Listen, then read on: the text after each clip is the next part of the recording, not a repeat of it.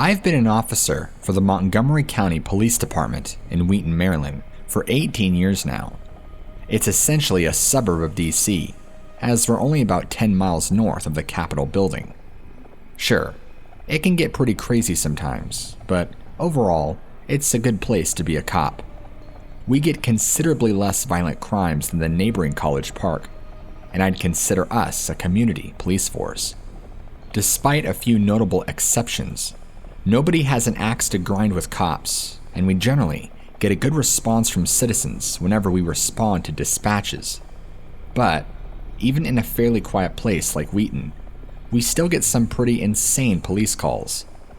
Thanksgiving family fistfights, a homeless guy who used a kitchen showroom as a public bathroom, a woman who complained of trespassing squirrels. Yes, squirrels. Apparently, they didn't ask permission to raid the oak tree in her backyard. Yet, I think the most disturbing call I ever responded to occurred on a warm summer night back in 2015. People can be cruel to one another, cruel and devious in ways that leave you pretty well desensitized. Sometimes, I know this might sound callous, but people sort of deserve it. I once arrested a woman who had stabbed her husband to death in his sleep. Turns out he'd been beating her and abusing her for years when she finally just snapped. But the one thing you never ever get used to is when the victim of a violent crime is overwhelmingly innocent. A child, for example, or in this case, an animal. The night of June 4th seemed like pretty much any other. I was working third shift, so I'd been on duty for about 4 or 5 hours, just rolling around the 3 major streets and make up of Core's Wheaton community. Wheaton is pretty tranquil, sure, but third shift is when the small cabal of shady types begin to converge on the 3 streets area. If left unchecked, they can cause quite a bit of mischief. Minor thefts or drunken public outside the liquor store. But I was never ever expecting the call that came through as my shift crept into the wee small hours of the Friday morning. One that made my blood boil as my dispatcher's voice buzzed on my patrol car's radio. It was a call to the intersection of Georgia and Price Avenues. A large African-American male was said to be engaging in violent drug-related behavior. Now, we get the occasional call about smoking pot teenagers, handling and hanging around parking lots. But violent drug behavior is something we rarely come across. They also happen to be my least favorite calls. People on drugs are not rational. They can't communicate properly. And most importantly, when they see our blue flashing lights and big shiny badges, they panic. As you can imagine, an intoxicated subject who fears for their own life is extremely difficult to deal with. But as more details came through, I found myself throwing aside my reservations and rushing towards the scene. The man was said to be in possession of 2 small dogs, both of which he was in the process of strangling. Yes, you heard that right. The guy was strangling 2 puppies in the middle of the sidewalk. I flicked my lights on and siren on, putting pedal to the metal as I rushed across town. I just remember being so angry, so livid at what I'd heard, grinding my teeth and gripping the steering wheel so hard it had my knuckles turning white. Rolling up on the scene, I saw the guy pretty much straight away. Trust me, it's hard to miss a guy with a pit bull puppy in each hand, especially when they're writhing in pain, fighting against his iron grip on their little throats. It's weird how little details stick with you in these situations, while adrenaline seems to muddy everything else into a cloudy kind of memory soup. But I'll never ever forget how one of the puppies had this almost golden, tan fur. It reminded me of my childhood dog, a big Labrador that was, without a doubt, my best friend during my formative years. I pulled my taser almost instantly, shouting at the suspect to release the animals. He just ignored me, his muscles straining as he continued to choke both puppies. This is about the time my backup arrived, my fellow officers looking just as furious as me when they saw just what was going down. One of them told me not to deploy the taser yet. If the suspect's body tensed up with the shock, we'd never get those poor puppies free from his grip. I kept the device trained on him as other officers grabbed hold of the guy's arm, trying in vain to get him to release the animals. The kind of strength he displayed was absolutely terrifying. I watched the strongest guy in our department, this half-Mexican weightlifter named Hernandez, struggle to gain control of just one of the guy's arms. The guy with the puppies just tensed up, bringing the puppies closer to his body and clamping his arms down on their small furry bodies. He'd stopped choking them, but the way he held them meant the poor things were now in danger of being crushed to death in the melee.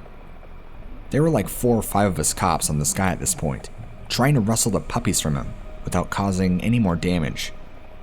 To my infinite relief, the drug-fueled maniac actually let go of one of the puppies, thanks to one of my fellow officers prying his huge fingers away from the thing's body.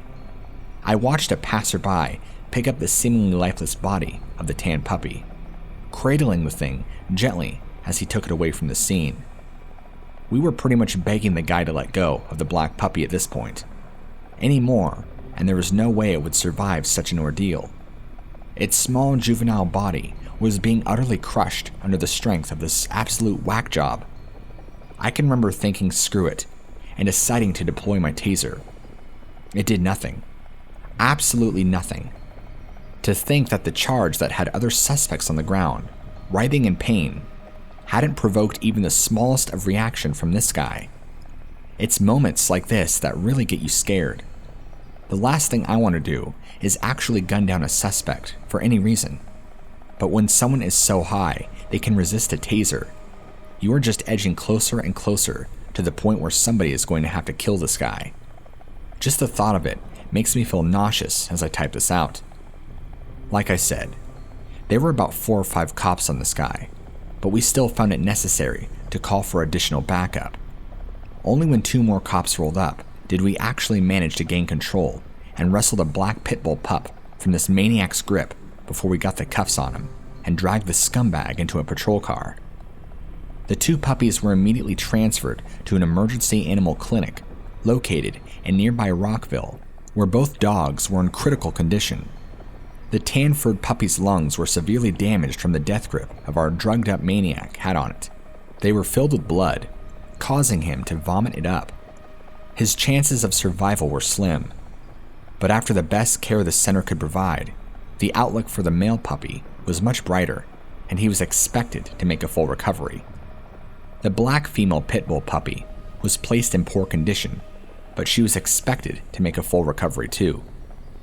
Both puppies had endured a horrific amount of trauma to their small infant bodies. James Edward Jones, a Wheaton resident, was sentenced to 6 months in prison for the shocking display of cruelty he displayed that night. In court, Jones explained that he was deeply sorry, and his defense was that he did not intentionally try to hurt the puppies that night. His attorney said he bought and smoked what he thought was just pot, but it turned out to be K2, a synthetic narcotic that has effects similar to angel dust, a street name for PCP. However, the presiding judge deemed that those reasons were strong enough to excuse the violent attack. He was sentenced to the maximum punishment under a plea deal, 6 months in jail and 5 years of probation. Now, just 2 years old, the puppies named Mia and Chance have received a rare second chance at a happy, healthy existence. My wife and I actually ended up adopting Chance, the tan puppy, and he now lives with us in our small family home. He's a good boy, an integral part of our family now, and I thank God every day that we've received such a blessing.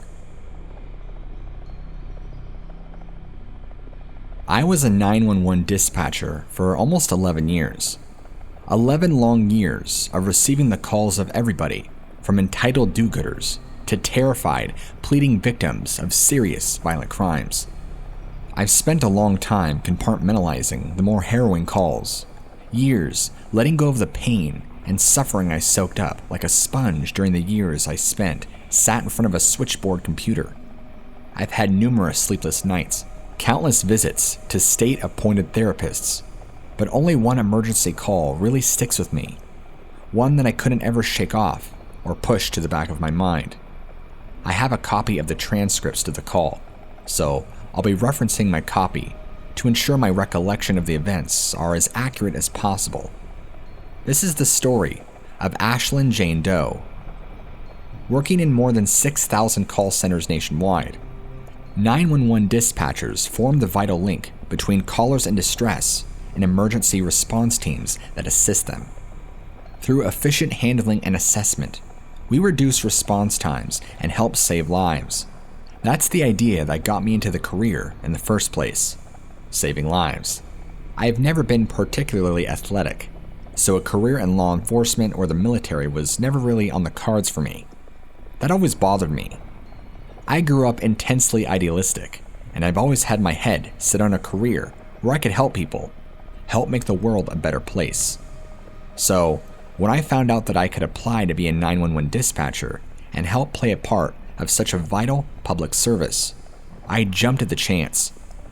We were told that the job wasn't for everybody, that it could take serious psychological toll on those that volunteered.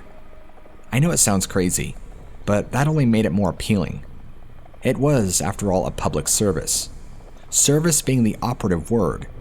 It would be rough, frustrating, even depressing sometimes, but I would be providing much-needed aid to my fellow Americans, often during the darkest, most terrifying moments of their lives. I should also add that it requires a specialist training to be a police dispatcher. Being a general call taker, or even an emergency medical services dispatcher, it's a tough gig. But a police dispatcher was a cut above, and we all knew it. Only the most intelligent, strong-willed, and decisive candidates are granted roles as police dispatchers. So naturally, I was over the moon when I passed the applicant's exam and was given a place on the training course. I was a pretty experienced member of the police dispatchers when the call from Ashlyn Jane Doe came through. Just a few hours into my shift, I'd recently returned from the break room with a flash of strong, black coffee to fuel me through the night. You always seem to say a little prayer whenever a call is patched through, hoping it's nothing too serious, nothing too upsetting. But as soon as I heard the girl's voice, I knew it would be bad. You see, screamers are bad. You can barely hear them. They're incoherent, and basically, you have to spend like the first 5 minutes of the call just getting them to breathe enough to communicate. But the worst, by far, are the whisperers. The whisperers call whatever is putting them in danger is close, real close.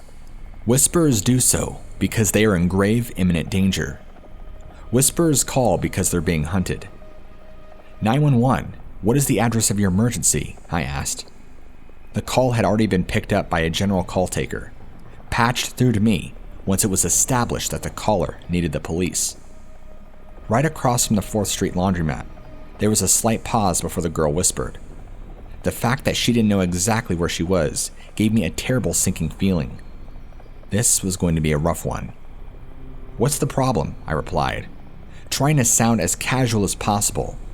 Young callers seem to respond better that way. I've been abducted. The way she sounded so calm, so matter-of-fact, it was utterly chilling. There was no hope in the girl's voice, even though she was so close now to rescue.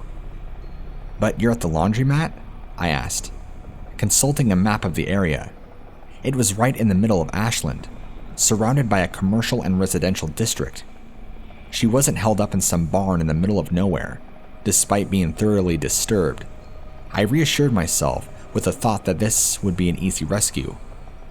No, I'm in the bedroom with him. Him. The words seemed to rattle around in my skull. She was in the bedroom with him. Do you know what color the house is? I tried to change the subject slightly, to garner more information. Sure, but also to try and keep the girl calm. Keep her mind occupied. No, was all she said. This was a spanner in the works, a big one. The police can't just go kicking in the door of every apartment or house opposite the 4th Street laundromat. Yet, before I could press her for more detail, she spoke again. Please hurry. My heart rate began to pick up at this point. She was obviously in danger, perhaps extreme danger. I had to remain professional and continue my assessment of the situation. Does he have a weapon? I asked, already preparing to send out an APB to muster the officers required for her rescue. He's got a taser. She lowered her voice even further as she spoke, but still she didn't seem overwhelmed by fright. I considered for a moment that whoever he was may have drugged the poor girl to keep her sedated. Are you injured? A little. Her whisper was haunting by this point. She sounded like she'd been driven half insane by the ordeal. Is there any way you can get out of the building? I don't know without waking him. I'm scared. She was broken by fear, numb with it. Is there a bathroom in the house? I remember my voice breaking. I was so scared for this poor little thing. I wanted so badly for her to just drop the phone and run. Run for her life. His bedroom is closed, and he made it so it would make noise. Will he do something to you? I'd never been so tense. Not during my entire time as a dispatcher. Yeah, he had me tied up. Are you tied up now? Well, no. I kind of freed myself. That's my girl, I remember thinking. She was a fighter, a survivor. Oh, she suddenly said. I think I woke him up. Just set the phone down. My heart was in my mouth. There was silence. What seemed like minutes of uninterrupted silence as I half expected the screams to commence. Finally, I brought myself to say something, anything, down the silent phone line. Are you still there? How much longer? Was all she asked. It broke my heart. I didn't know. I just didn't know. I kept her on the line as I immediately dispatched officers to the laundromat. Luckily, there were only 2 houses immediately opposite the place in what was otherwise an industrial complex. I can't tell you how relieved I was when I had finally heard the voices of the dispatched officers. They'd broken into the house of the kidnapper and were in the process of freeing the poor young girl from captivity. Show me your hands. Put up your hands. I heard one of them bellow. I held back tears, knowing that poor young woman was finally safe. Safe from him. She was most definitely in danger too. When the police searched the house, they found the bodies of 2 other young women that had disappeared in the months before that critical 911 call. Jane Doe is called that because her identity cannot be revealed. Standard procedure for all victims of sexual assault. Her abductor, Sean Michael Great, was found guilty of murdering Stacey Stanley and Elizabeth Griffith, and was later sentenced to death for his crimes. During the trial, he stated that despite having killed before, he had no intentions of killing the kidnapped Jane Doe, and was in fact intending to marry her. That's what really gets me. The thought of the brutal, potentially short life that poor girl would have ended up living as the unwilling bride of such a murderous, unfeeling psychopath. Where she would be if she hadn't loosened her bindings, found the phone, and called in her own rescue on that fateful spring night. I've been a police officer in central London for nearly 4 years now. 4 years of violence, heartbreak, lies, and desperation. Things that have made the time stretch and bend, making 4 years seem like a lifetime. I can barely remember what kind of person I was before I joined the police. Some happy-go-lucky 20-something who just wanted to make a positive difference in their community. Now, I consider it a win if I go just one day without having to wash somebody else's blood off of my uniform.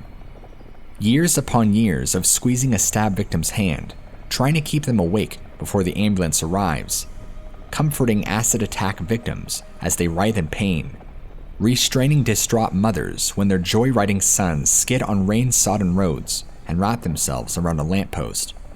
But I've never seen anything as horrifying as what I saw on a domestic abuse call just last night.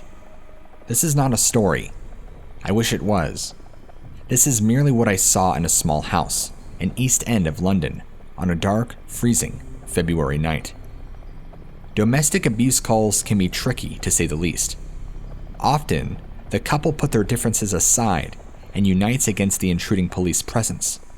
I found nothing drains the human spirit like seeing a bruised and battered woman defending her monster of a husband from the very people trying to save her life. But this call was different. Horribly different. We were warned that a young woman was being subjected to female genital mutilation. This was the first time I had ever attended such a call.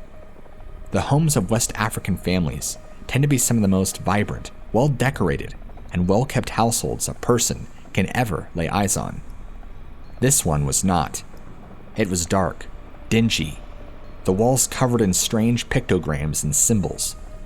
Animal tails had been nailed to the kitchen wall, seemingly stuffed and preserved to keep them from decomposition. Another corner of the kitchen was decorated with the skulls of what I imagined to be the owners of the severed tails. I was numb with apathy when it occurred to me that some of the missing cat flyers posted on community notice boards would need to be taken down. Once the mother and father were arrested and the child victim taken into care, the search teams began to produce some of the most unsettling things I've seen during my time in the police. The first was a pair of cow tongues, tied up with yarn and frozen so they formed a solid pass of intertwined flesh. In the center was a nail, hammered through both of them while they were still warm and soft. The search team then began emptying the home's refrigerator, producing a series of small, spherical objects wrapped in tinfoil. They were limes, sliced in half, concealing a number of small scribbled notes. An accompanying social worker, assigned to the family by the local council, emerged from the bathroom, her face ghostly pale. She held a small jar, glass jar, containing a picture of none other than herself. It had been doused with what she appeared to be ashes. One of the search team was a man of Nigerian descent, naturalized British, but with knowledge of a certain shadier West African practice. With a sigh and a sad look in his eyes, he told us what we had found was witchcraft, the practice of ancestor worship that believes the spirits of the dead live side by side with the world of the living.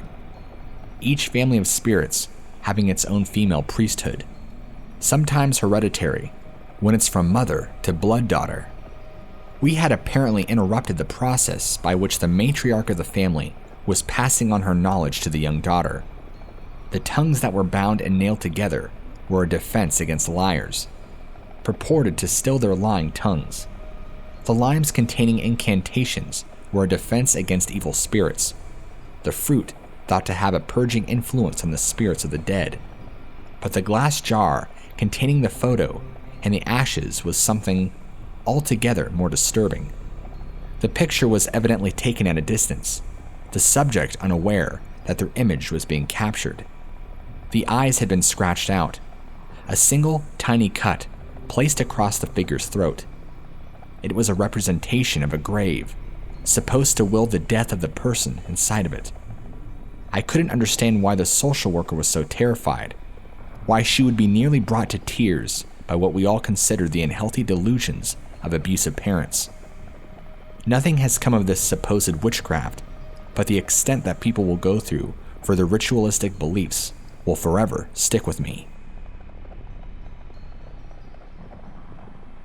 Ask a cop which day of the year they dread working the most. One or two might answer Christmas or Super Bowl Sunday, and I get that, but 9 out of 10 will give you the same tired look before they utter one single word: Halloween. Halloween might just be some light-hearted, spooky fun for some, but for law enforcement, it is no joke. The small New England town that I serve in has a spike of about 6 or 7 times the number of emergency calls on Halloween night alone. It really does bring out the absolute worst in people. I mean, there's the stuff we anticipate every year.